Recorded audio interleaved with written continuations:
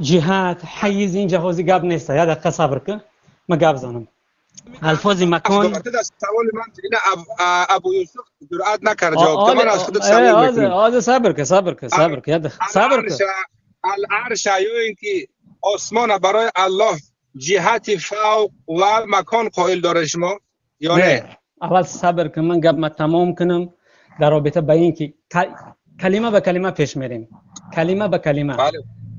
سبب به همین خاطر وقتی که از ما چی بیرون شدگی نیستیم، به همین خاطر نباید که ما چیکار کنیم مثلا زینه به زینه بپریم. موضوع به معنا می شود. شما میگید که من ببین نکن. یک دقیقه ببین نکن. در همین موضوع اول ما با اصل قرآن برمیگردیم، بعدا میریم به مکان، حیز، جهت، همه چیز. بفرما گوش میدم. بله شما حاضر گفته که این مکان چی هست؟ مثلا فوقیت درجات است. درست است یا نه؟ بله. خب وقتی که درست هست به چی دلیل شما این درجات میگه؟ مکان حقیقی میشمارش. پس ما با اعتقاد هستیم که آسمان یا اینکه عرش مکان اصلی، مکان حقیقی برای الله. یک دقیقه صبر کن. غلط فهمیدگی، بسیار غلط میفهمی.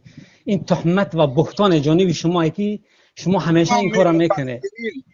تمام مفسرین گوش کن. یک دقیقه صبر کن. سه مصدر اصلی. سوال گوش کن. یک دقیقه صبر کن. سوال نگریز. غاز این گوش دارم. من سوال خودت جواب دادم. سوال خودت جواب نداده سودای کی؟ سه مصدر اصلی میمونیم. سه مصدر متفق علیه میمونیم. با مکان میرسیم. صبر کن فقط به مکان میرسیم. سه مصدر متفق علیه. قرآن، سنت، اجماع صحابه. قبول داری؟ البته بشک. تمام. همین که شما مکان میگه ولی با مکان رسیده من چی نکنم میگم شما یک مثلا درجه شأن میگه. درست است یا نه؟ کدوم ای صحابه یکی ای صحابه را بیار که گفته باشه که این درجه و هو القاهر فوق عباده. تمام مفسرین اهل سنت و جماعت مفسرین گوش کن. ای سه اصل پایین نفر اول، ای سه مصدر اصلی پایین نفر، ای سه مصدر کل ذاتی گفته گیا. صبر کما یلیق بذاتی. مکان نگریز. ما مکان گوش کن. کی گفته گیا که آسمان یا اینکه العرش مکان برای الله؟ بفرما. نه برمگه. حضرت سراسیمه نشه. به حضرت تو سحر صحبت میکنی. تو سحر صحبت من خواهش میکنم. حضرت قرض ابن تیمیه. حضرت قطعی ابن تیمیه صحبت نکرده است. یک دقیقه صبر کن. اولا درجه را ما اثبات بکنیم. همین درجه‌ای که فوقیت درجه شما میتیه همین را ما خلاص بکنیم. بعد این میریم به مکان، به جهت، به امام ابو جعفر طحاوی را قبول داره عقیده‌اش؟ مردک خوب. اول ما اتفاق کردیم به سه مصدر اصلی: قرآن، سنت، صحابه. عقیده امام ابو جعفر طحاوی را قبول نداری؟ بفرما جواب ده. گوش کن. صبر کن. قدم به قدم بریم. صبر کن. قدم یک مسئله. اگر نخوانده باشی من میگم که امام حضرت یک دقیقه ابو جعفر طحاوی چی میگه؟ لا تحویه جهات ست سائر المبتدعات. الله سبحانه و تعالی را میمونه که صحبت سوال جواب ده. مردک خوب این مردک خوب مکان و جهت است. مکان و جهت به کدام دلیل ثابت؟ مردک خوب. بفرما. با ما مردک خوب. اول صبر کن. امروز گوش کرده شدم. در سوال جواب ده نکرد. مکان و جهت کی ثابت کرده؟ تو مجبور میکنی که تو مردک. ما ای درجه متر سوال داده استم که درجه فوقیت تو سوال جواب نداده گریخته است. ای تهمت کرده است که ما گریخته استم. گوش کن. مکان نمیگن، مکانت میگن. مکانت و فضیلت. مکانت همون وقتی که الله میگه و هو القاهر فوق عباده، وقتی که الله متعال در شأن بنده هاش میاره که نرفع درجات من نشاء و فوق كل ذی علم علیم. يرفع الله الذين آمنوا منكم والذين اوتوا العلم درجات. برای چی در اینجا درجات ذکر میکنه در شأن خودش ذکر نمیکنه؟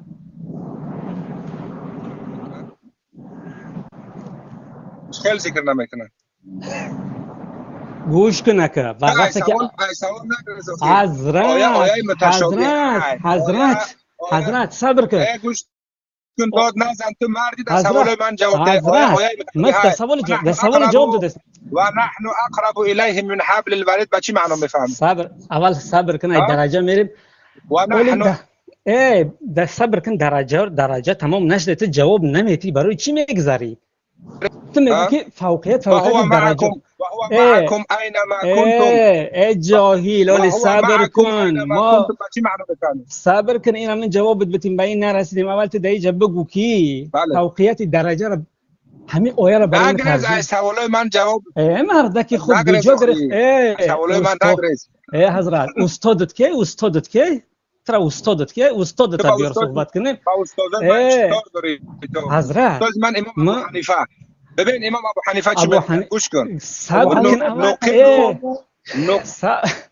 مردک تو آدم هستی یا نیستی؟ من غیر ان یکون له حاجه و استقرار علیه. حتما زیادتی نکرد از حوالا جواب نگرفت. جهت و مکان با کدام دلیل ثابت میکنید؟ گوش کن.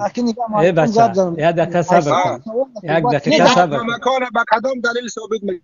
بفرما. صبر کن. یک دقیقه صبر کن. آخه من گپ زنم.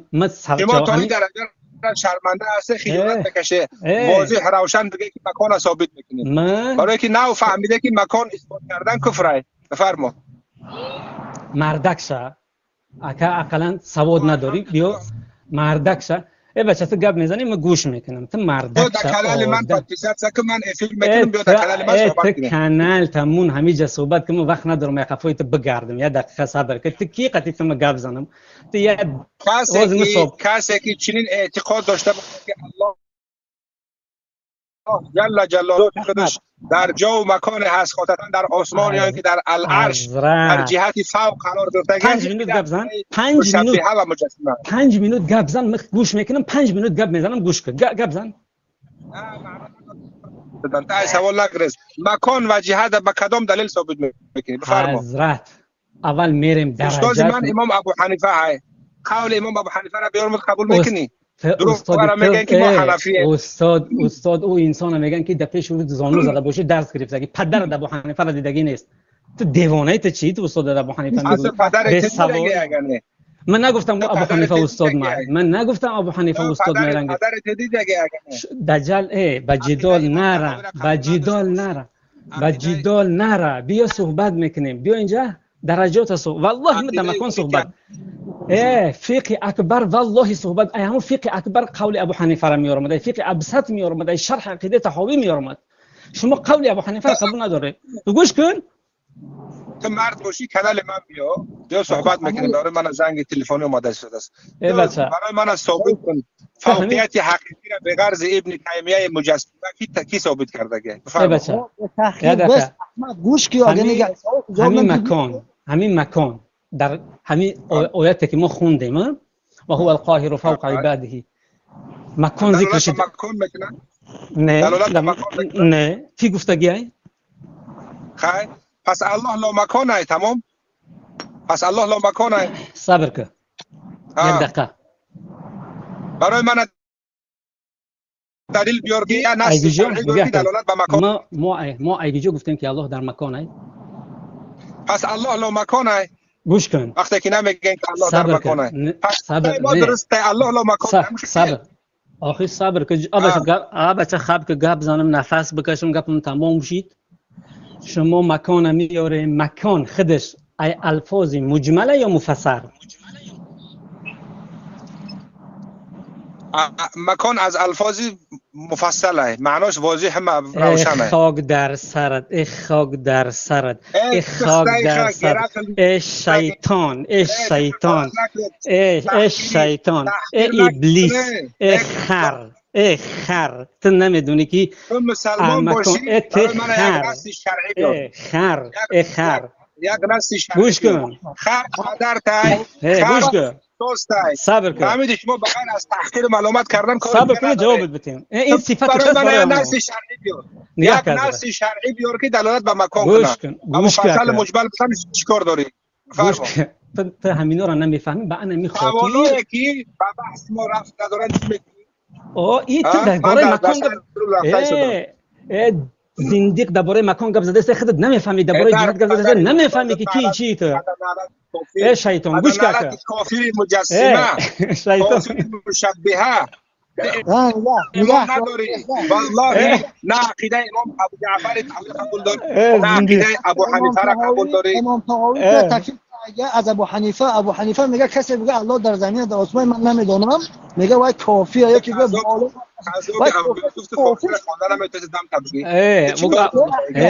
گوش کن ای بچه عبدالله خوش والله قطعی خیلی زندگی ها جدال گوش کن نام ابوبکر کنه گوش کن گوش کن خیلی زندگی ما جوابت بتیم اگر علم داشته باشی برای من نص شرعی قطعی ثابت کن که آسمان یا اینکه عرش برای الله هم مکان های مردم همین آسمان گفته که مکان ما مکان نگفتیم پس الله مکان در شاهد مردم صبر کن مکان وقتی که گفتم میشوه وقتی که جهاد گفتم میشوه اینها مطلقاً اثبات شدگی نیستن مطلقاً نفی شدگی نیستن به این خاطر در این باره تفصیل گوش کن صبر کن ابن تیمیه ای بچه صبر کن گپ زنم بچه صبر کن علا و جلسه بالاش دست و نشست است در بالای کسی جلسه بگه حکمش چیه؟